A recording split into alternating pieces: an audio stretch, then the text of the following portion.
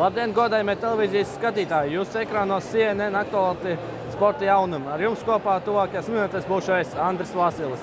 Turpinājumā motosports. Vakar notikušajās Speedway sacensībās ASV pilsētā San Antonio no 15 labākajiem sportistiem par uzvarētāju kļuva Tomijs Hilsons, kurš 21 braucienu kopvērtējumā iegūst visvairāk punktu.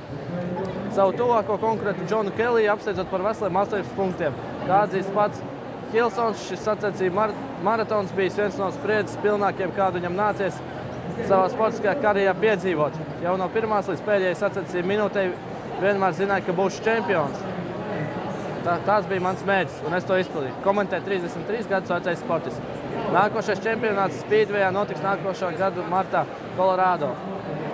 Ar jums kopā biju es, Andris Vasilis. Paldies pie ekrāna. Palieciet pie ekrāniem, jo tūlīt studijā laika ziņas.